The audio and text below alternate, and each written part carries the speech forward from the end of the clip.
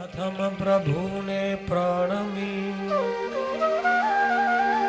કરવું કથા ઉચ્ચાર યમદંડની જે વાર્તા કહું મથી અનુસાર. બોલો સહજાનંદ સ્વામી મહારાજ, હરે કૃષ્ણ મહારાજની. સદગુરુ નિષ્કુળાનંદ સ્વામી યમદંડની કથા લખે છે. સ્વામી નિષ્કુળાનંદ સ્વામી બિરાજમાન છે. એમની સામે ક્યારેક ક્યારેક જોતા જજો. સ્વામીએ પોતાના હૃદયમાંથી આ વાતો લખી છે જીવને જગાડવા માટે. જે ખરા હૃદયથી સાંભળશે એનો જીવ જાગી જશે. મોહ નિદ્રામાં સુતેલા આત્માઓને ઢંઢોળવા માટે આ કથા છે.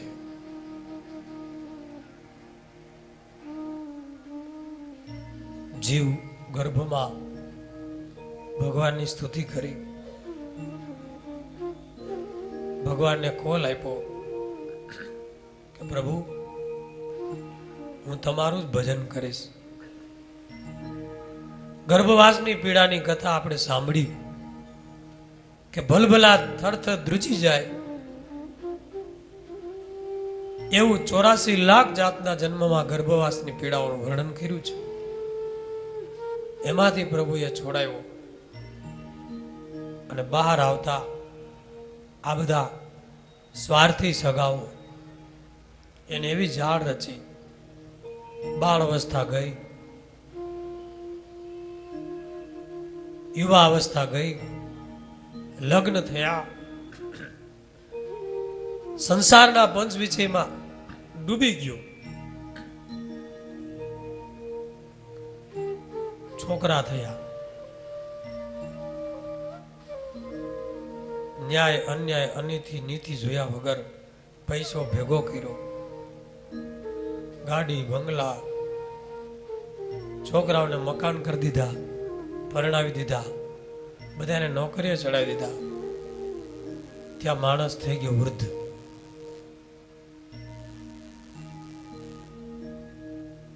આ કથા દરેક જીવની છે. મનુષ્ય કરી કરીને કરે છે શું? લાખો પેઢી વહી ગઈ, એક જ વસ્તુ રિપીટ કરે છે બધા જ જીવ. તમને તમારા મા બાપે ભણાવ્યા,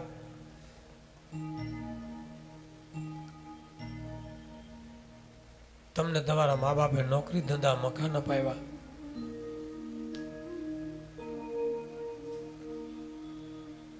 તમે તમારા છોકરાને ભણાવો, નોકરી ધંધા મકાન કરી દો. કારણ કે જમાનો આગળ જતો જાય એટલે જૂના મકાન ચાલે નહીં, જૂની ગાડી ચાલે નહીં, જૂના કપડાં ચાલે નહીં, જૂનું બેંક બેલેન્સ ચાલે નહીં. એટલે બધું નવું દરેક પેઢી સેટ કરતા જાય અને પછી કામ થઈ જાય પૂરું.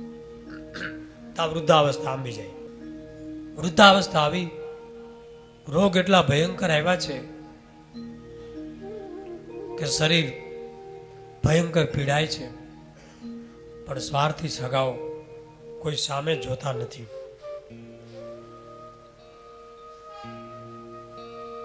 મતલબની દુનિયા ખાટલામાં વૃદ્ધાવસ્થા કાઢે છે.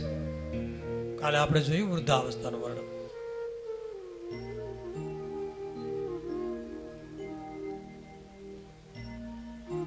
છેલ્લે માણસને જિંદગીનો સરવાળો એનો પસ્તાવો થાય છે. સ્વામી કહ્યું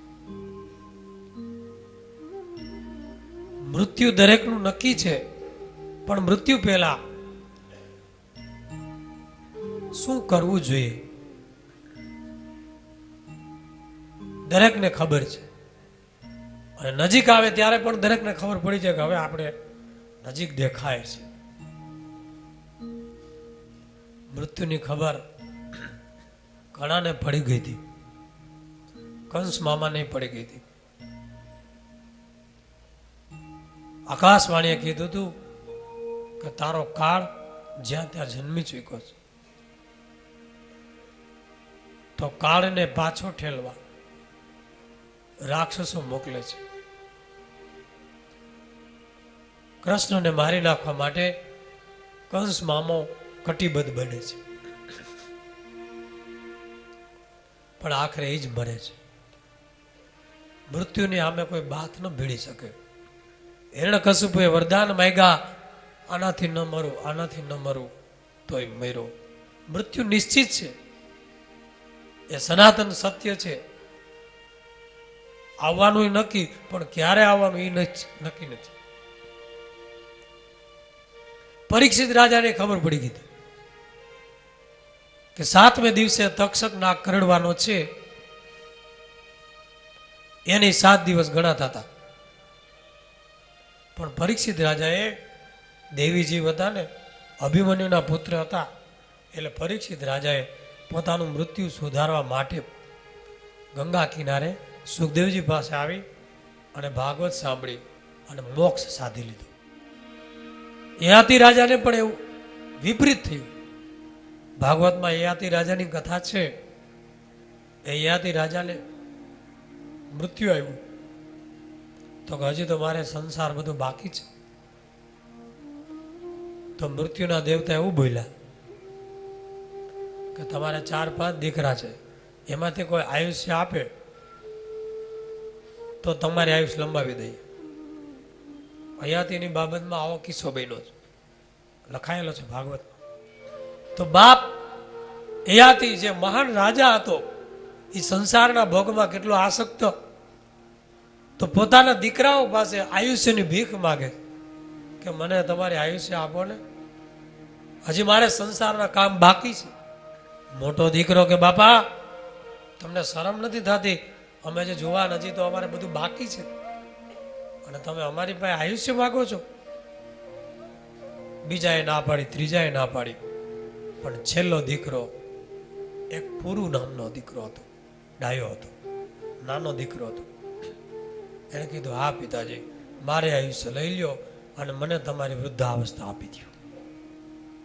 ધન્ય છે દીકરાને, એનું નામ પૂરું, એટલે કે બાપનું પૂરું કરાયું. એમ પોતે પોતાનું પૂરું કર્યું, પૂરું રવા.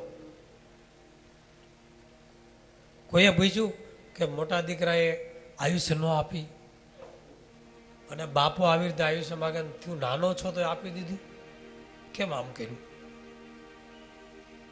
તો કે મેં જ્ઞાનથી અને સત્સંગથી, સંતોના સહવાસથી એવું જાણી લીધું કે જે બાપ 90-100 વર્ષનો થયો તો આ સંસારના ભોગમાં તૃપ્તિ પામતો નથી, તો મારે આ જિંદગી આમાં વેડફવી, એના કરતાં એને આયુષ્ય આપી અને વૃદ્ધાવસ્થા લઈને ભજન કરું.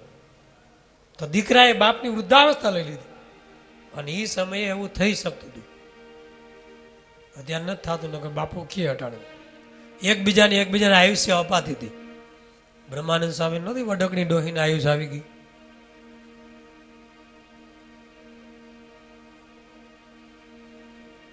તો યયાતિ રાજા યુવાન બની ગયો અને નાનો દીકરો વૃદ્ધ ડોસો બની ગયો લાકડીને ઠેકે. પાછા મૃત્યુના દેવ આવ્યા, પાછી વિનંતી કરી, બીજા દીકરાને મનાવ્યો, એની આયુષ લઈ લીધી.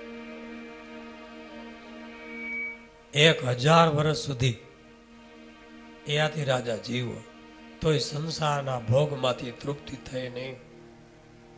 અને પછી છેલ્લે બોલ્યા યયાતિ રાજા, ન જાતું કામ કામાનામ ઉપભોગેન સામ્યથી અભિષાક કૃષ્ણવર્ધમેવ ભૂવા એવાભિવર્ધતે. ક્યાં તમામ દોષો જેમ પાતાળ લગી પૃથ્વી ફાટી હોય અને પાણીથી ભરો તો ભરાય નહીં, એમ કામાદિ દોષ જેમ અગ્નિમાં ઘીની આહુતિ આપો અને ભડકે એમ ભડકે છે. માટે કોઈ દિવસ વિષયથી તૃપ્તિ કોઈને થઈ નથી, થવાની નથી. માટે આજથી આ હું છોડું છું. એટલે સ્વામીએ વાતોમાં લખ્યું કે પંચ વિષય તો છોડે તો છોડાય, નહીં તો ન છોડાય. મનથી નક્કી કરે તો છોડાય. ભગવાન આવીને ઉપદેશ દે તો આલા સુથાર ને ભગવાન તેડવા આવ્યા છોકરાને કે ડેલી બંધ કરી દે ને કે છે બાપા બહાર ગયા છે. આ વાસનિક જીવ આ સંસારમાંથી નીકળવા જ માંગતો નથી. એનામાં શું માલ મહિનો છે. સ્વામી કે જેમ વિષ્ઠા ગીંગાને મળી અને મહીસો માંદણે પડ્યો અને કરકે કાગડા થયા ભેરા, એમ સંસારી આત્માઓને વિષય ભોગમાંથી બહાર નીકળવું જ નથી. સ્વામી કે પછી યાતિ રાજા બધું છોડી અને વનમાં ગયા છે. ચિત્રકેતુ રાજાને 1 કરોડ સ્ત્રીઓ હતી. નારદજીને અંગીરાએ ઉપદેશ આપ્યો ત્યારે બધું જ છોડી અને વનમાં ગયા. દશરથ મહારાજ એક ધોળો વાળ આવ્યો. ભયે ઉષિત ખેસુ ઉપદેશા. હે દશરથ મહારાજ, આ સફેદ વાળ વૃદ્ધાવસ્થાનું રૂપ લઈ અને તમને કાનમાં સંદેશો આપે છે. એક જ સફેદ વાળ એને કાનની પાસે દેખાડો. હરી સમજ્યું? તરત નિર્ણય કરી લીધો કે હવે રામને ગાદી સોંપી દેવી છે. અને પેલા આપણા રાજાઓ, મહાન ચક્રવર્તી સમ્રાટો, વાનપ્રસ્થનો સમય થાય એટલે દીકરાને ગાદી સોંપી વનમાં વયા જતા હતા. અત્યારની જેમ ચોઈટા નહોતા રહેતા. બધાય ધક્કા મારે. આ ડોહાની દશા શું થઈ? બધાય તિરસ્કાર કરે, અપમાન કરે, તોય છોડતા નથી. અને આપણી પરંપરા એ છે બ્રહ્મચર્ય, ગ્રહસ્થ, પછી સંન્યાસ, વનપ્રસ્થ અને છેલ્લે તો હાવ સંન્યાસ. બધું જ. એટલે શાસ્ત્રમાં શ્લોક છે, યૌવને ધન સંચયમ. યુવા અવસ્થામાં તમે ધન સંપાદન કરો, તમારે છેલ્લે ચિંતા ન રહે. યૌવને ધન સંચયમ વાર્ધકે મુનિ વ્રતમ. વૃદ્ધાવસ્થા આવે એટલે મુનિ જેવું જીવન હોવું જોઈએ, ઋષિ જેવું, સંત જેવું. અને સ્વામીની વાતોમાં લખ્યું, જેદી તેદી સાધુ થયા છૂટકો છે, એવીના પાર નહીં આવે. ધૃતરાષ્ટ્ર કેટલો મોહ, કેટલો અંધ. બહારની તો બંધ પણ અંદરની પણ બંધ હતી. કે 100 દીકરા મરી ગયા, રણ મેદાનમાં બધાના કટકા થઈ ગયા, તોય ધૃતરાષ્ટ્ર હજી જીવે છે અને પોતે પાંડવોને ત્યાં રહે છે. અને ભીમનો તિરસ્કાર કરેલો નાખેલો રોટલો અપમાન કરીને ભીમ એને ખવડાવતો, ખા કે બુઢા તારા દીકરાએ અમને ક્યાંય હક નથી લેવા દીધું. તો એ ધૃતરાષ્ટ્ર રહેતા અને એને વૈરાગ્ય નથી થયું. મોહનું મૂર્તિમાન સ્વરૂપ છે ધૃતરાષ્ટ્ર. ત્યારે વિદુરજી એને સમજાવ્યા કે હે ધૃતરાષ્ટ્ર, હવે તો સમજો, 100 તમારા દીકરા કટકા થઈ ગયા અને આ પાંડવો તિરસ્કારથી. એમાં યુધિષ્ઠિર તો સારા છે પણ આ બધા ભાઈઓ તમને. અને આવી રીતે રહેવું, જેણે તમારા દીકરાઓને માર્યા એને ઘેરે રહેવાનું. તમને વૈરાગ્ય નથી થતો, તમને સંસાર અસાર નથી લાગતો. અને એવો ઉપદેશ આપ્યો. ધૃતરાષ્ટ્ર, ગાંધારી, કુંતા માતા અને વિદુરજી ચારેય વનમાં વયા ગયા. ધૃતરાષ્ટ્ર વનમાં મુનિની જેમ રહેવા માંડ્યા અને વનમાં દાવાળ ન લાગ્યો અને એની અંદર ધૃતરાષ્ટ્ર બળી ગયા છે. વિદુરજી એને એવું વ્રત લીધું, નગ્ન દિગંબર, અન્નજળનો ત્યાગ કરી અને જંગલમાં ભટકી અને પ્રભુનું સ્મરણ કરીને શરીર છોડી દીધું. કોઈ પણ આપણા પૂર્વજો જે મહાન હતા એ બધાએ છેલ્લે સંસારને સર્પની કાચડીની જેમ ઉતારી નાખ્યો. એને પોતાની ગોઠવણી કરી લીધી. આત્મદેવ બ્રાહ્મણ, જેનો દીકરો ધુંધુકારી અને ગોકર્ણ, ભાગવતમાં મહાત્મ્યમાં કથા આવે છે. પદ્મ પુરાણના 6 અધ્યાયો છે ભાગવતની આગળ. ધુંધુકારી મહાન પાપી, વૈશ્યાગામી, ઉલટા સ્ત્રીઓએ એને મોઢામાં ધગધગતા અંગારા નાખીને મારી નાખ્યો. એ ભૂતને પ્રેત થયો, ઘરમાં આવે, ધુધકારીઓ મારે. એના ભાઈ ગોકર્ણને દેખાયો. ગોકર્ણ પવિત્ર મહાન પુરુષ. કે કોણ છો? કે તારો ભાઈ. કેમ અવગતિ? તો કે પાપ કર્યા છે, મારી મુક્તિ કરી. ગયામાં શ્રાદ્ધ કર્યું, મુક્તિ ન થઈ. બધી જગ્યાએ દાન કર્યા, મુક્તિ ન થઈ. પછી નારદજીએ કીધું ભગવાનની કથા સંભળાવો. કથા સંભળાવી, મુક્તિ કરી અને પોતાના પિતા આત્મદેવને ઉપદેશ આપ્યો. એ ભાગવતમાં પુત્ર પિતાને કઈ રીતે ઉપદેશ આપે છે એનો અડધા અધ્યાયમાં કથા છે. એ પિતાજી, હવે મોહ માયા છોડો, તમારો દીકરા ભૂત થયા છે, પત્ની મૃત્યુ પામી, હજી તમે સંસારની આસક્તિ છોડતા નથી, છોડો. ત્યાર પછી છોડીને વહી આવ્યા છે. વૃદ્ધાવસ્થા એટલે કોઈ નિરાશ થવાની અવસ્થા નથી. વૃદ્ધાવસ્થા એ બહુ મહાન અવસ્થા છે, જિંદગીનો અનુભવ છે, અર્ક છે, સાર છે. જો એનાથી ધારે તો અંતિમ છેડો સુધરીને કલ્યાણનો માર્ગ પકડી શકાય છે. વ્યાસ ભગવાને વૃદ્ધાવસ્થામાં જ શ્રીમદ ભાગવત લખ્યું અને દુનિયાને મોક્ષનો માર્ગ બતાવ્યો છે. વાલ્મીક ઋષિએ પણ વૃદ્ધાવસ્થામાં વાલ્મીક રામાયણ લખી લવકુશનું પાલન કરી અને મહાન ઋષિ બન્યા છે છેલ્લી ઉંમરમાં જ. ને તો લૂંટારા જ હતા. ભીષ્મ પિતા છેલ્લી ઉંમરે શાંતિ પર્વનો ઉપદેશ યુધિષ્ઠિરને આપ્યો છે અને વિષ્ણુ સહસ્ત્ર નામનો ઉપદેશ ભીષ્મ પિતા આપ્યો છે, જે શિક્ષાપત્રીમાં 8 સત્શાસ્ત્રમાં માન્ય ગણ્યું. એ વિષ્ણુ સહસ્ત્ર નામ ભીષ્મ દાદાએ છેલ્લી ઉંમરે આપેલો છે. તો વૃદ્ધાવસ્થા કોઈ નાખી દીધા જેવી નથી, પણ ઉપયોગ કરતા આવડવું જોઈએ. તુલસીદાસજીએ 80 વર્ષની ઉંમરે છેલ્લે રામાયણ લખેલું છે.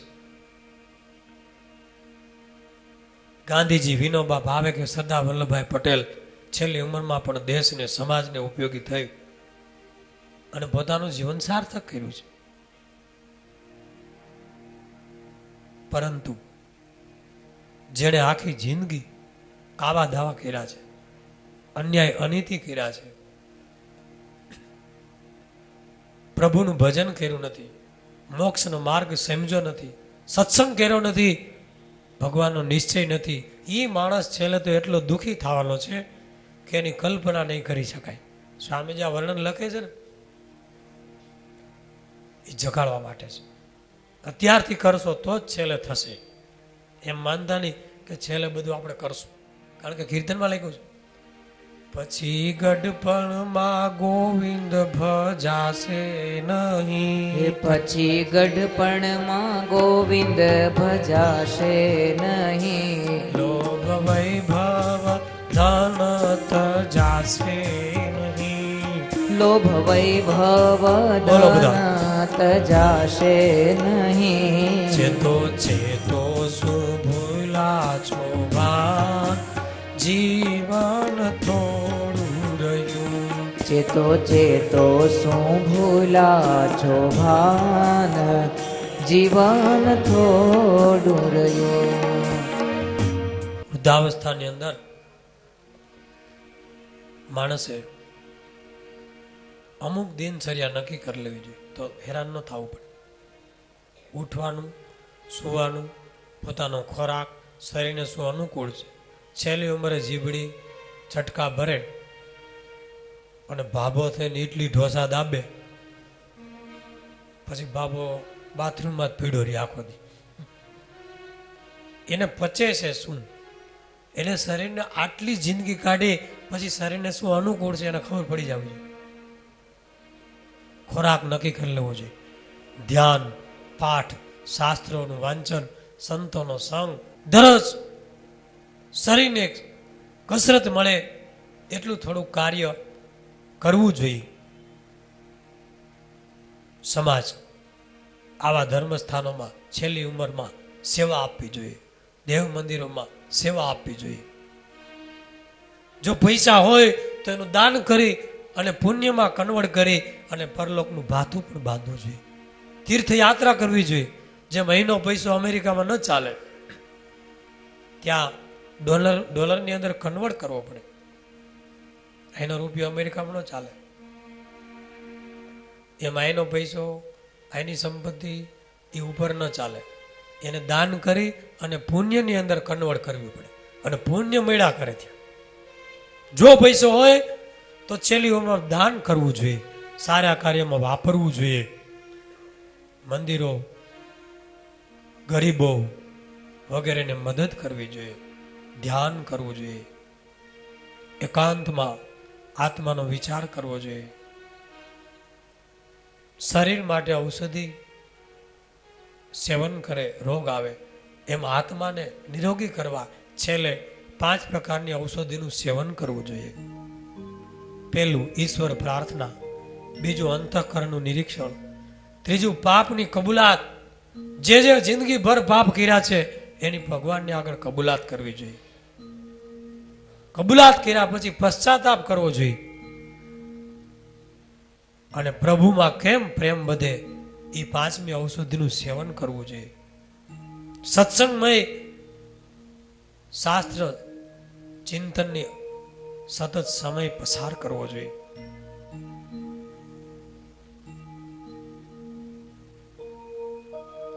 બાકી તો સ્વામી કહે છે એકવાર યુવા અવસ્થા વહી જવાની છે.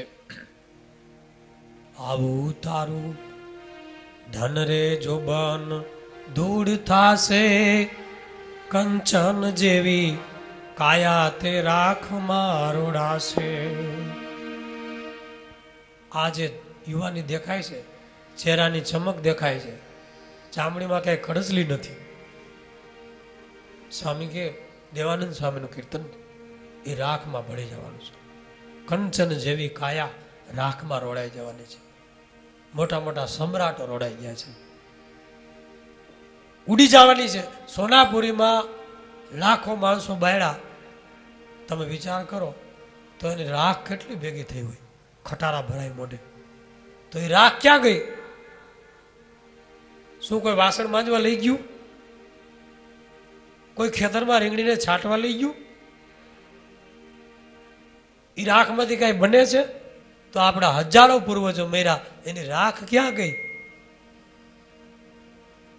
કંચન જેવી કાયા તે રાખમાં રોડાશે. આ પંચભૂતનું શરીર પંચભૂતમાં લીન આ બધું રાખ થઈ માટી બની ગઈ. અહીંયા બેઠેલા આપણે બધા 50 કે 100 વર્ષ પછી રાખમાં મળી ગયા હશું. બહુ ટૂંકી જિંદગી છે, કાંઈ ભેગું નહીં આવે. સ્વામી કે નિષ્કાળાનંદ સ્વામી હૃદયથી આપણને જગાડવા માગે છે.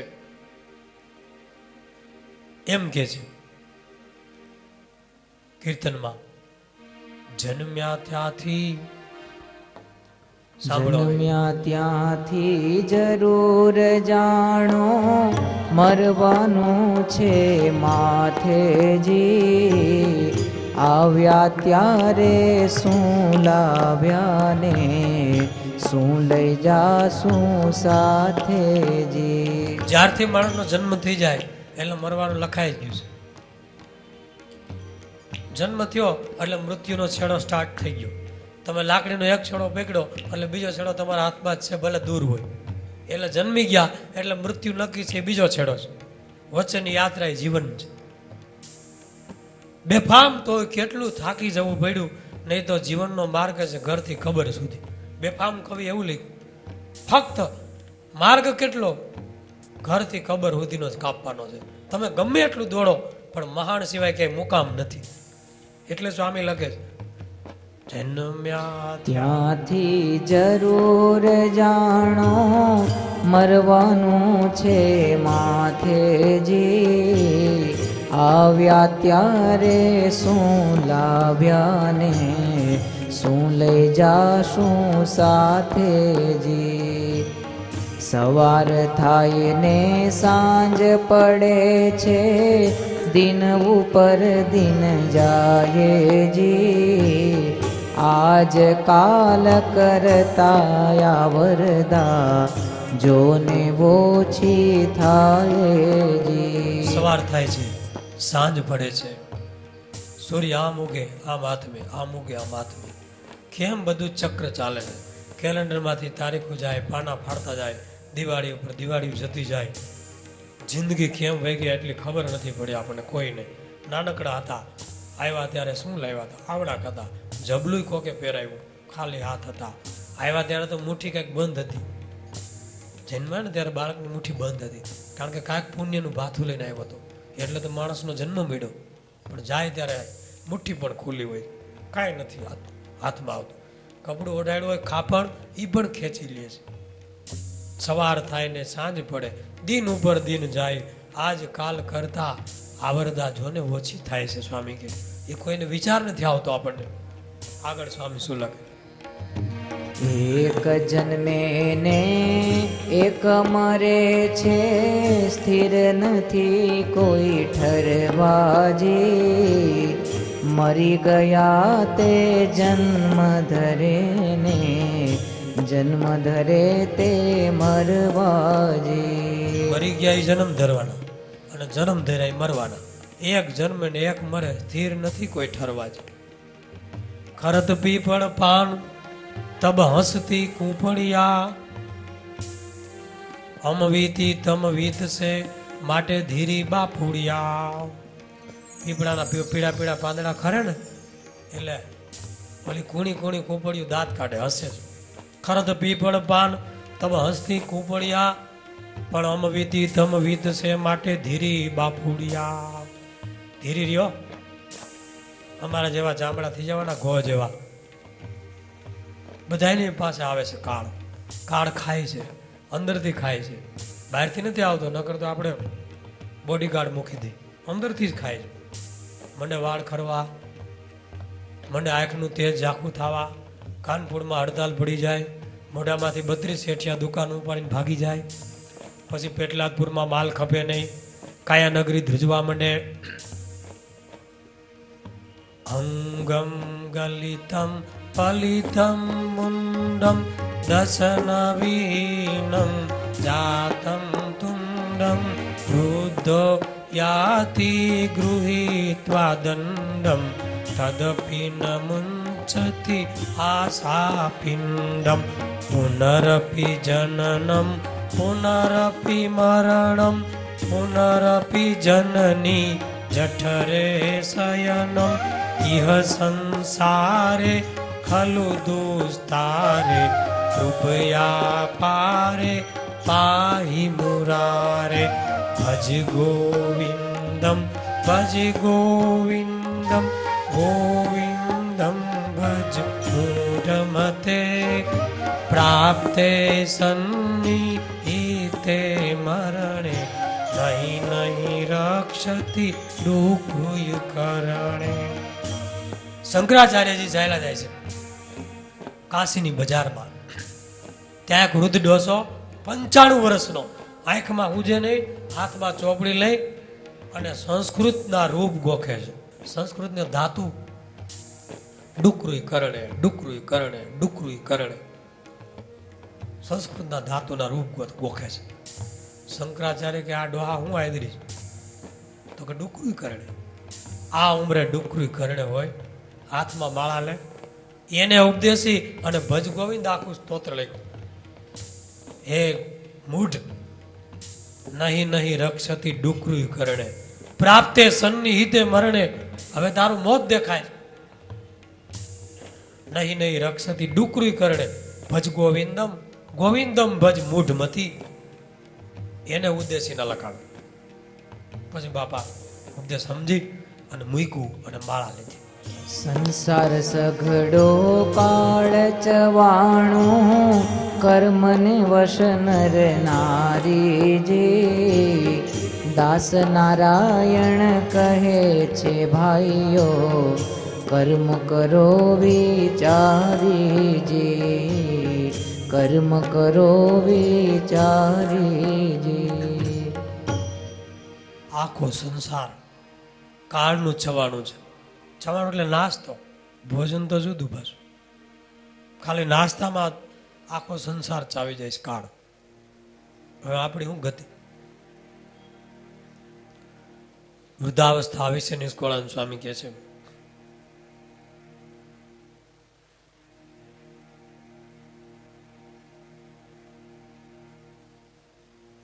એક વૈદરાજ બહુ અનુભવી, બધાને દવા આપે. બીજા એક વૈદરાજ બાજુના ગામમાં રહેવા આવ્યા. એટલે કોઈએ કીધું કે એક વૈદરાજ એવા આવ્યા છે, તમારા કરતા પણ સવાયા.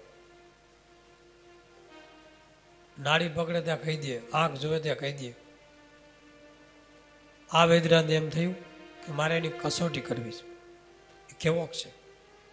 એક ભાઈને કીધું તું જા, એને મારી લખેલી એક ચીઠી આપતો આય. ભલે, અરે ભાતું લઈ જાજે. એ ભાઈ ગયો અને એને ભલામણ કરી કે રસ્તામાં જા ત્યારે આંબલીના ઝાડ નીચે વિસામો લેવો, સૂવું, આરામ કરવો, બેસવું, જે કાંઈ કરવું આંબલીના ઝાડ આવે ત્યાં બેસજે. પેલો એવી રીતે કરતો ગયો. દૂર દૂર પેલા વૈદ્યનાથને મળ્યો ગામડે. પછી વૈદ્યરાજે પૂછ્યું, ચીઠી વાંચી, કોણે મોકલા, બધી વાત કરી. કાંઈ વાંધો નહીં. તમે આવ્યા ત્યારે કેવી રીતે આવ્યા હતા? એને નાડી જોઈ. આવ્યા ત્યારે કેવી રીતે આવ્યા હતા? તો કે આંબલીના ઝાડ નીચે વિસામો ખાતો આવ્યો હતો. તો હવે જાઓ ને ત્યારે લીમડાના ઝાડ નીચે વિશ્રાંતિ, વિસામો કે જે કાંઈ કરવું હોય ભોજન કરજો, જાઓ. અને આ ચીઠી લખીને દઈ દેજો. ગયો. જ્યાં જ્યાં લીમડાના ઝાડ આવે ત્યાં વિસામો ખાતો જાય. પેલો આંબલીના ઝાડ નીચે બેસતો ગયો એટલે શરીરના હાંધા પકડાવા માંડ્યા, દુખાવા માંડ્યા, અમુક ઉંમરે આંબલીની અસર. વૈદ્યરાજી જાણે અને લીમડાના ઝાડ નીચે બેસતો આવ્યો તો હાઈ ક્લાસ ફ્રેશ થઈ ગયો આવ્યો ત્યાં. એટલે પેલા વૈદ્યરાજે ત્યારે નાડી તપાસી, કારણ કે એને ખબર હતી કે આંબલીનું સેવન આ ઋતુમાં કરે એટલે માણસને આટલી તકલીફ થાય જ. એટલે હવે પાછો આવે ત્યારે એ વૈદ્યરાજની કસોટી એ છે કે એ જો લીમડાના ઝાડ નીચે બેસવાનું કે અહીંયા આવે ને હતો ને એવો હોય તો એ પાકો વૈદ્ય. આવ્યો તો કાંઈ નહોતું, હતો ને એવો ને. શાબાશ, એ વૈદ્યરાજ બરાબર છે. 50 વર્ષ સુધી જિંદગી જીવા આંબલીના ઝાડ નીચે. ખટાશ ચડી ગઈ સંસારની, વિષયોની, વાસનાની, તૃષ્ણાની, મમતાની, મોહની, દેહાભિમાનની, સત્તાની, સંપત્તિની, આ બધી ખટાશ ચડી ગઈ. અને એવા હાંધા પકડાઈ ગયા 50 વર્ષે તો માણસ આમ ગાંડા જેવો બની જાય, પાગલ જેવો બની જાય, સૂઈ શકે નહીં, કારણ કે સંસારની ખટાશ એવી છે. પણ પછીના 50 વર્ષ લીમડાના ઝાડ નીચે કાઢો. એ શું છે? સત્સંગ, સંતોનો સંગ, આવા ધર્મસ્થાનો, મંદિરો, દેવ દર્શન, શાસ્ત્રનું અધ્યયન, સેવા, દાન, તીર્થયાત્રાઓ, પ્રભુ ભજન. આ છે લીમડાનું વૃક્ષ. એનું સેવન કરવું છે તો ખટાશ ઉતરી જાય 50 વર્ષની. જે આપણે ફેર ચડ્યા હોય, નાના છોકરા ફૂદડી ફરે ને, ફૂદડી ફરે એટલે ફેર ચડે, પછી હવળા 2 આટા ફરી જાય ને ફેર ઉતરી જાય. તમારો અનુભવ હોય છે એમ. સંસારમાં બહુ ફેરા પણ 2 કાંટા ઊંધા ફરીએ તો બધાય ફેર ઉતરી જાય. એટલે મહારાજ કે દરરોજ સાંજે મંદિરે જવું, ઉચ્ચ સ્વરે ધૂન કીર્તન કરવું, સાંજે નિત્ય પ્રત્યે સાધુનો સમાગમ કરવો, એવું શિક્ષાપત્ર નિત્ય પ્રત્યે. કેમ કે આખો દી તમે ફેર ચડી ગયા હોય, સાંજે ઉતરી જાય. આખો દી ખટાશ ચડી, સાંજે ઉતરી ગઈ. અને 50 વર્ષ ખટાશ ચડી, 50 પછી 51, 52 વન આવે. વન એટલે વાનપ્રસ્થ. પણ ન સમજે તો કે 53, 54, હજી સમજતો નથી. પણ પાછી યાદી આપે 57, 58 વનમાં જાઓ તો એ ન સમજે તો કે 59, 60. એ 60 હવે તો સમજ. 60 બુદ્ધિ નાઠી, એના માટે કહેવત પડી. આપણે તો ભગવાનની કૃપા છે. પણ આ વૃદ્ધ, એની દશા તમે જુઓ. જિંદગી આખી આમનામ ગઈ, મોહમાં, તૃષ્ણામાં, અને છેલ્લે એટલા રોગ આવ્યા. રોગ પણ જિંદગીના પાપથી આવે છે, કાંઈ બધા પ્રારબ્ધના નથી. આ જિંદગીમાં નરક જેવું દુઃખ ભોગવ્યા રોગ આપે. શ્વાસન માયે સુખ ન થાય, કંઠે ચડ્યું જાળુજી, અન્નને પાણી તૈજું ત્યારે ભૂખે ઉઠે જાળુજી. કોઈ હિસાબે જીવ જાતો નથી, તરફડિયા મારે છે, ઘણી દવાઓ કરે, પણ એ આદિ અનંત વ્યાધિમાં પાપી બહુ પીડાયજી. કહે નિષ્કુળાનંદ નિશ્ચય જમ વિના જીવન જાય જી. જમ વિના જીવ નહીં જાય. એમને માયગા મોત નહીં મળે. હે ભગવાન મારો છૂટકો કરો. ઘણા બાબા પીડા પીડા ભગવાનને કે હે પ્રભુ હવે મારી દોરી ખેંચી લે. ભગવાન કે કેટલી ખેંચવી, એ ફીંડલા ભેગા થયા, તું ઉપડતો નથી. કારણ કે એવા ફીંડલા તે આસક્તિના દોયડા બાંધ્યા છે ને, તું ઉપડતો જ નથી. એમ દોરી નહીં તૂટે. ઘણા એમ કે હવે તો છૂટકો થાય તો સારું, આના કરતા મોત આવે તો સારું, એમ ઘણા માગે. એમ મોત નથી આવતું, બધું ભોગવવું પડે. આને આ જન્મમાં ભોગવા આવે કેટલું. સુખ સર્વે સ્વપ્ના સમ થયા અને દુઃખના દરિયા ઉલટાજી. પાપી પર હવે શું થાશે જેણે શ્રી હરિ ન રટિયાજી. જેણે ભગવાનને નથી ભેજા, બધાય સુખ સપના જેવા થઈ ગયા અને એક દંડો શ્વાસ ઉપડ્યો છે, છાતીના પાટિયા ભીસાણા છે અને બધાય દ્વાર બંધ થઈ ગયા છે. અને ત્યાં નિષ્કાળાનંદ સ્વામી લખે છે, હવે સાંભળજો કે શું થાય છે. હવે કથા, હવે જમદૂતોની ફોજ આવે છે. તમે રાહ જોતા હતા જેની, એ ફોજ તૈયાર થઈ ગઈ છે આ ભાઈ માટે. શું થાશે હવે સાંભળો, જે આવ્યા દુઃખ અનેક. અતિ વેદના વિછીતણી, રોમ રોમ માય અભિષેક. ત્યારે જાણ થયું જમરાજને, કિંકર મેલ્યા કોટ. એહ પાપીને પીડતા લઈ આવજો ચડી ચોટ. હવે યમરાજને જાણ થઈ ગઈ અને જમદૂતોની ફોજને આજ્ઞા કરી કે જાઓ, પેલા પાપીએ બહુ પાપ કર્યા, પ્રભુને યાદ નથી કર્યા, એને ગર્ભમાં ભગવાનને કોલ આપ્યો તો પણ ભૂલી ગયો. જાઓ જમદૂતો, ભગવાને આપણને આ કાર્ય સોંપેલું છે, પાપીઓને લાવો, શરીરમાંથી ખેંચીને એવો મારજો, એના 10 દ્વાર રૂંધી એના જીવને બરાબર પકડી અને ખેંચીને અહીંયા લાવો. અને જમદૂતો ભૂખા ડાહ, ક્રોધી, વિકરાળ, કાળ જેવા ભયંકર કેવા જમદૂતો હતા અને કેવી ફોજ ઉપડી. જેવું પાપ એટલા જમદૂતોને તેડવા આવે, કોઈને 2, કોઈને 5, કોઈને 10, કોઈને આખી ફોજ. 14 કરોડ જમદૂતો છે, 28 લાખ નરકના કુંડ છે અને ધર્મરાજા એ બધાના વડા છે.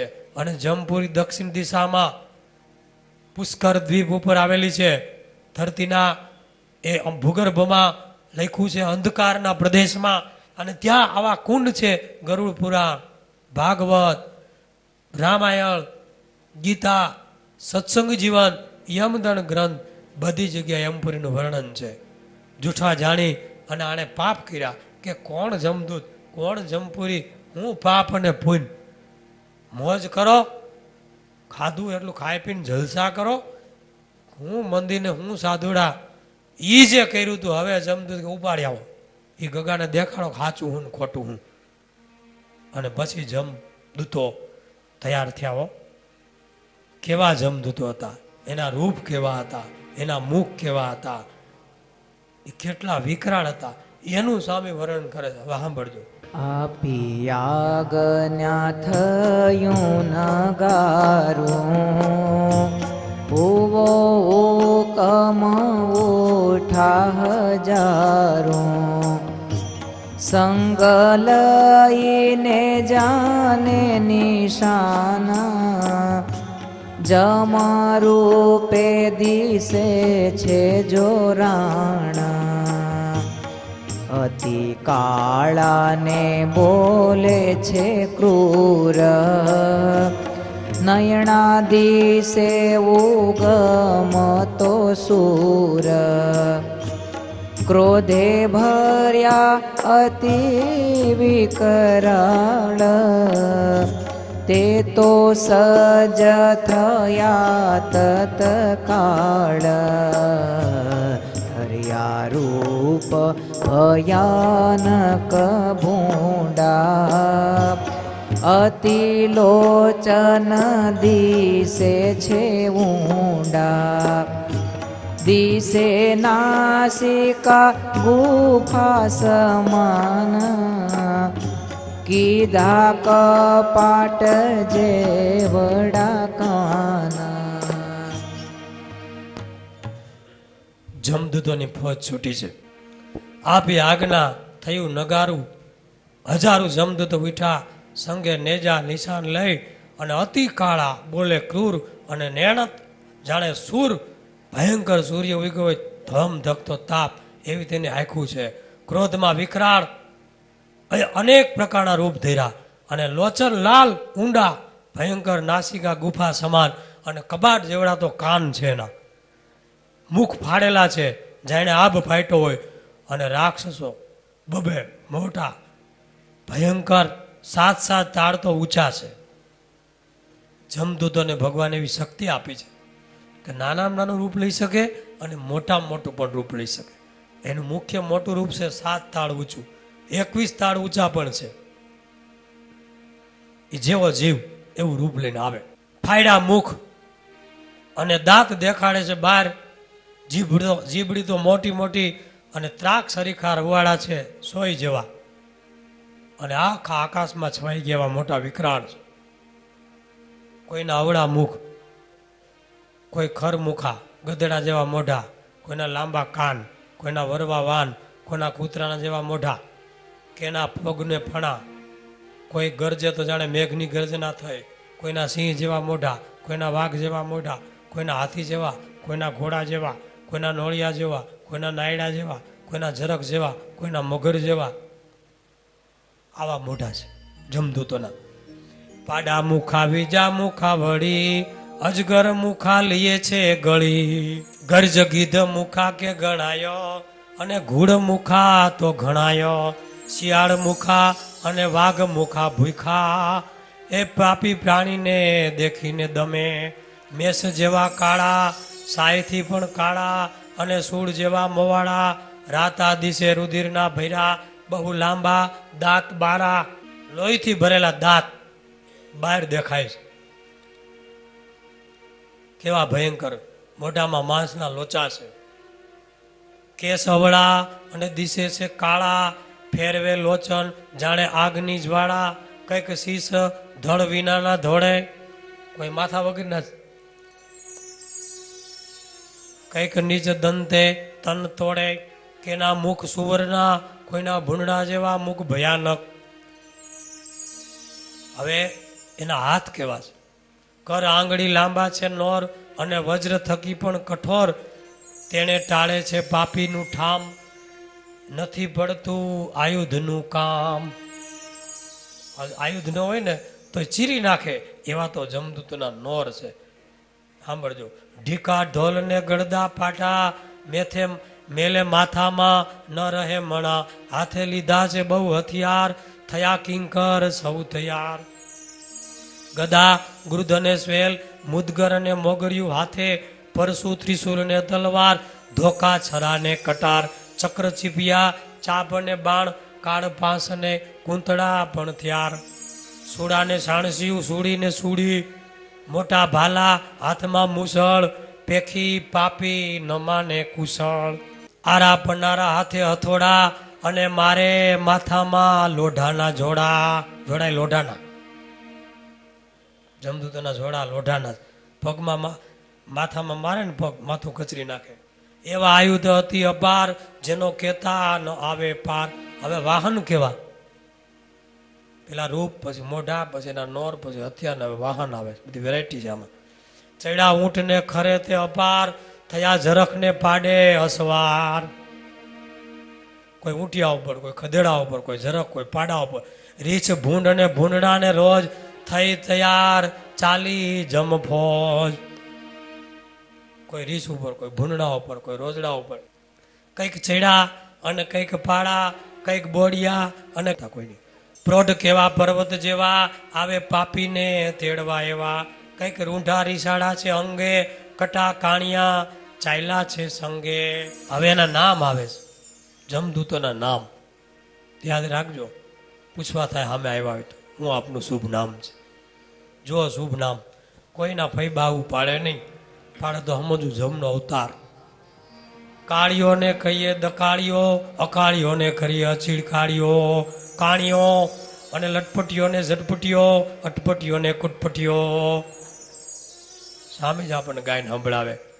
લટપટીઓ ને જટપટીઓ, અટપટીઓ ને કુટપટીઓ, બળ બળતો ને કળ કળતો, વલ વલતો ને ગળ ગળતો, હડ હડતો ને ફડ ફડતો, કડ કડતો ને ભડ ભડતો, એવા જાણજો જમના નામ, જેને મળે તનું ટાળે ઠામ.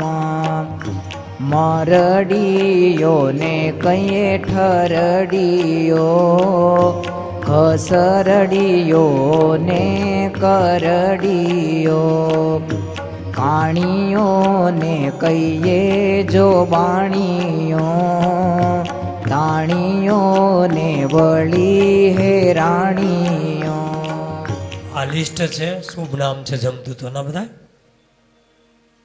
કાણીઓ ને જોબાણીઓ ને હેરાણીઓ ને જટો, જટો ને જમકટો જો કહીએ, જટો ને વળી ઝપટો લઈએ, ત્રાડીઓ ફાડીઓ બે તીખા, અને રાડીઓ હાડીઓ બહુ બિયામણા ઘણા, દંતીઓ અંતીઓ બે આકરા, અને હંતીઓ દુર્મતીઓ બે બહુ ખરા, ત્રાસીઓ ફાંસીઓ તીખા આગ, માસીઓ કાંસીઓ બે કાળા નાગ, કહીએ કરમીઓ ને અધર્મીઓ, વિકર્મ્યો અને વળી કુકર્મ્યો, ઝેરીઓ વેરીઓ ને નમેરીઓ, ઈ બે મહાકોપના ભર્યો, એક અડબંગો ને બીજો હુડધંગો, કહીએ કડંગો અને બીજો શિરભંગો, રોડીઓ ને ડોળીઓ બે રીસાળા, ત્રિશુળીઓ ને બોળીઓ બે કાળા, એવા નાણો નામ જાણો જમથણા, લખું કેટલા છે અતિ ઘણા. સ્વામી થાકી ગયા. 14 કરોડ કેટલા બધા સાંભળવા તો 2 ધનુર્માસ જોઈએ. 14 કરોડ નામ લિસ્ટમાં, બીજું કઈ નહીં બોલવાનું. જેવા નામ રૂપ પણ એવા, તેના પરાક્રમ પણ જાણો એવા. પરાક્રમી જેવા તેવા નહીં, નામ એવા જ ગુણ. આપણે નામ એવા ગુણ ન હોય, નામ પ્રકાશભાઈ હોય, હેડલાઇટ ટ્રાય હોય. નામ લક્ષ્મીચંદ હોય, હવારમાં ઠીકરો લઈને માગી નીકળતા હોય. એ તો હારા છે, બીજા છે નામ, અમુકની વાત છે. નામ લક્ષ્મીબાઈ હોય, હવારમાં છાણા વીણવા નીકળે. કહેવાનું આ જમદૂતોના તો નામ એવા જ ગુણ. નામ ચંદ્રવદન હોય, મોઢું એડિયું પી ગયેલું આમ હોય બધું. ચંદ્રવદન તો કેવું હોય એમ, પણ જમદૂતોના નામ એવા જ છે, કામ એવા જ છે, ગુણ એવા છે, પરાક્રમ કેવા રૂપ. ઓઠ લાંબા દાંત મુખ બારા, પેટ જાણીએ મોટા પટારા, મોટા ઘોડા જેવડા બે ગાલો, ખરડા રુધિરે દિશે બે હાલો, ફાયડા મુખ ને ફરસ્યો હાથે, ઘણા ગૂંચવાડા મોવાળા માથે. કઈ આ ચાઇનીઝ કટ નહીં હોય. હા, વાંકા કાંધ ને વસમાં ઘણા, ભૂંડા ભયંકર બહુ બિયામણા, એવા 14 કરોડ જમ જેહ, થઈ ભેડા નિર્દયી તેહ, ચાયલા કિંકર સર્વે સજી, જેમ મેઘ આવે ઘોર ગરજી. હવે સ્વામી લખે છે, આવ્યા બધા જમદૂતો. કેવા આવ્યા? એવા ધાયા કિંકર કુટુંબ લઈ, જેમ ઉલટે સમુદ્ર સહી. સુનામે આવ્યું હતું ને જાપાનમાં, કેવું આવ્યું હતું? એમ સમુદ્ર ગાંડો થાય અને ધરતીને હતી નહોતી કરી દે, એમ જમજની ફોજ ઉપડી આ ભાઈને લેવા માટે. ભયંકર વાહ ઝાડ પાણી હાઈલું આવતું હોય, એની સામે હું ભાઈ મોટરી બધી તરતી હોય જાપાન વાળાની. એમાં આવી પાપી પ્રાણીને ઘેરો. હવે સ્વામી લખે છે, માર માર કરતા તે આવ્યા, સંગ સેનું સઘળું લાવ્યા. માર માર કરતા તે આવ્યા, સંગે સેન સઘળું તે લાવ્યા. એમ આવી ઘેરો પાપી પ્રાણી, મારો મારો કહે મુખવાણી. દઈ દંડને કાઢજો બાર, રખે કરતા વેર લગાર. રૂંધી દ્વાર દિયો બહુ દુઃખ, પામે પીડા પ્રભુનો વિમુખ. ત્યારે બેઠા આવી કાન દ્વારે, કીધું બંધ સુણવાનું ત્યારે. કહે છે કાનમાં સહુ પોકારી, સગા સંબંધીને સૂતનારી. નાખીનો ધારાય મને આજ, મુવો કટાણે કર્યું કાજ. એમ કહે છે સૂતનારી આવી, સાંત્યું સંઘર્યું જાજે બતાવી. નિષ્કાળ સ્વામી લખે છે, આવી જમની ફોજ આવી, જાણે દરિયો ઉમટો. પાપ હતા એટલે ઝાઝા જમદૂતો આવ્યા. આવીને ઘેરી લીધો પ્રાણીને. હો મારો મારો, લઈ જાઓ, દિયો દંડ, કાઢો બારો. લગાર પણ વાર લગાડતા નહીં. રૂંધી દ્વાર દિયો દુઃખ, પામે પીડા પ્રભુનો વિમુખ. અને જમદૂતો આવે ત્યારે જીવને પકડવા, ત્યારે એક જમદૂત સૂક્ષ્મ રૂપ લઈને અંદર પ્રવેશ કરે અને બીજા જમદૂત સૂક્ષ્મ રૂપ લઈ 10 દ્વારે બેસે છે. આંખે બેહે, કાને બેહે, મોઢે, નાકે, બધા દ્વાર બંધ કરે 10 ઇન્દ્રિયોના. અને એવો રૂંધે ત્યારે બેઠા આવી કાન દ્વારે, કીધું સુણવાનું બંધ ત્યારે. પછી છેલ્લી ઉંમરે કાંઈ સંભળાય નહીં. આંખ દ્વારે આવી બેસે ત્યારે કોઈની ઓળખાણી ન થાય. બધા આવીને કે આ તમારો મોટો દીકરો બાપા, આ મોટી દીકરી. બાપા આમ ટગર ટગર રોતો હોય, તડફડિયા મારતો હોય. કારણ કાન દ્વારે નાયક દ્વારે જમ આવીને બેહી ગયા છે. ઇન્દ્રિયોના દેવતા ઉઠી ગયા અને જમ આવીને બેહી ગયા. અને બધાય સ્વામી કહે છે કાનમાં સહુ પોકારી, સગા સંબંધી ને સૂતનારી. અગાવાલા, ઘરવાળી, દીકરા કાનમાં રાયડું પાડી પાડી કે બાપા, એ બાપા. કાનપુરમાં હડતાલ.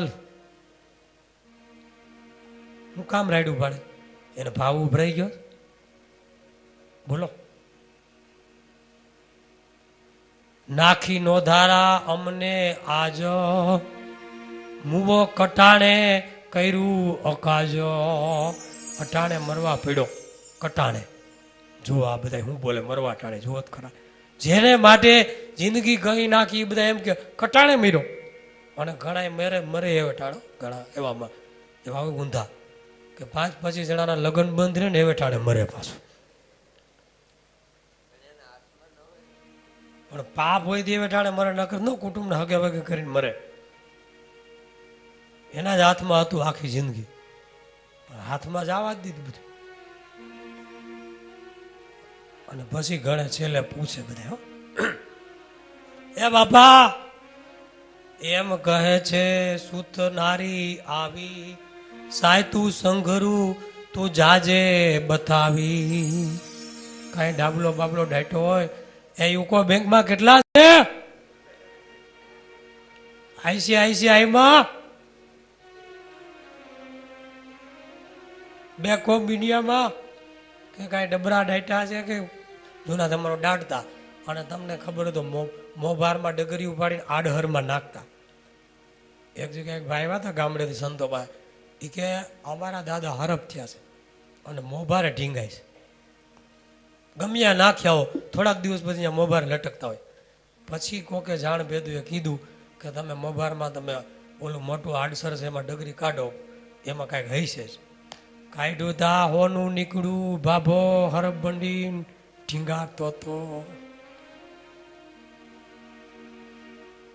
જાનકીદાસ ઘણો થયા હતા ને, શીતળદાસના ગુરુ, રામાનંદ સ્વામીના શિષ્ય, રૂપિયામાં વીટાઈને કણો થઈને બેઠા હતા.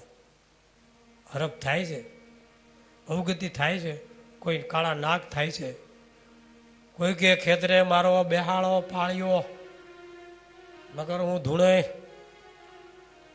કોઈ કે મારી વાંહે ભાગવત બેહારો તો કે ભાગવત બેઠી હતી તું ક્યાં હતો તો કે હું શહેરો બેઠો બેઠો બીડીયું પીધો તો તે ભાગવત બેઠી હતી અહીં બેઠો હતો, હવે લોહી પીશ બીજાનું.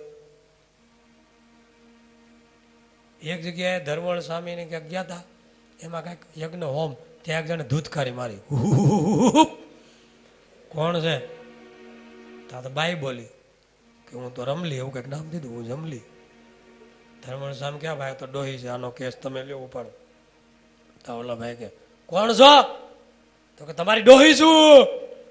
હા હું આવ્યા ડોહીમાં કેમ ભટકો? તો કે નાનો છોકરો હું મરી તેથી હાજર નહોતો, મને એનું હાથનું પાણી નથી પીધું. આ બનેલો કિસ્સો ધર્મણ સ્વામી કીધો જ મેં સાંભળ્યો. પાણી મને પાઈ દો. એ રમલાને બોલાવ્યો અને ધમલીને પાણી પાયું, ધમલીને જીવ ગયો. એક ચમચી પાણી હારું જીવડા ભટકે. વાસના તો જુઓ તમે, ધૂતકારીઓ મારે. અને ઘણાય અમારે એક બ્રાહ્મણનો છોકરો આવે છે બાળ મંડળમાં, એ કે અમે નારાયણ બલી શ્રાદ્ધ કરાવી લીલ પરેણાવી ને, તો અમુક જે પુણ્યશાળી કે જે ખોટા ભટકતા હોય ને એ દિવસે પૈણમાં આવી જાય અને ધૂણે દૂધ પાઈ દો, પાણી પાઈ દો, ખવડાવો એટલે જેટલું તેટલું ખાઈ જાય. અને અમુક છે ને એ રાયતે આવે, દિવસે નો આવે, રાયતે આવે, ક્યારે 12 થી 3 ની વચ્ચે. પછી મેં કીધું શું કરે? અને એવા ધૂણે અને એને ચંડી પાઠ ને એવા મંત્ર બોલવા પડે બધા. મર્યા પછી દારૂ માગે એવાય આવે છે. જુઓ ભાઈ, જીવ છે કે નથી? ઘણા કે મર્યા પછી કાંઈ નથી. હું કાંઈ નથી, પછી ચાલુ થાય ખરો ખેલ. તો મર્યા પછી જ ચાલુ થાય. એમ કહે છે સૂત નારી આવી, સાતું સંઘરું તું જાજે બતાવી. બાપા એક બાપા છેલ્લે બોલે વાહ સા વાહ સા, આવું બોલે. એટલે છોકરાઓને એમ કે કાંઈક વારસામાં કાંઈક દબાવ્યું છે, બોલે જાય, બોલી નથી શકતા. જલ્દી કરો, ડૉક્ટર બોલાવો. 2 વાક્ય બોલી જાય તો કાંઈક ડાયટું હોય, કાંઈક હંગરું હોય બતાવી દે. ડૉક્ટર બોલાવ્યા, ડૉક્ટર ગમે એમ કરે અને 5000નું ઇન્જેક્શન ફટકારે, બાકી 2 વાક્ય બોલે એવું કરે. ઓલે 5,000ના 2 સડાવ્યા ભેંને દેવા હો. અને બાપો બોલો ઓલો વાસડો હાવણો ચાવી જાય છે, અહીંયા હું ઊભા છો, અને મરી ગયો. ઓલા કે બાબો મરતો મરતો 10,000ની અડાડતો ગયો. વાહ સા, આ ધંધો આદરો જિંદગી ભરનો. લ્યો એક બાપા મરતા મરતા કે હાવ છેલ્લી ઉંમરે મારો મોટો દીકરો ક્યાં? મોટો દીકરો તો ક્યાં તમારે અવગોસી કપાય ઉભો. મારો નાનો દીકરો ક્યાં? તો ક્યાં તમારા પગ દબાવે બાજુ આ સામે બેઠો. તો કે વસ્ટેરો આ તમારો હાથ પકડીને ઉભો. તો કે દુકાન રેઠી, દુકાન રેઠી રેઠી હોયો ગયો, થઈ ગયો, ગોટો વળી ગયો. હવે દુકાન રેડી તું હોય કે મરની ભાઈ, દુકાન રેડી અને વયો ગયો જીવ, ખબર ન પડી. આમ નમ જિંદગી ભર મમતા, મોહ, તૃષ્ણા, માયા, આમાં નામાં અવગતિ થાય છે. કથાથી સ્વામી કે એવું સમજજો આપણે બધાય કે મોહ માયા મમતા મૂકી અને પ્રભુનું ભજન કરવું. બોલો સહજાનંદ સ્વામી મહારાજ.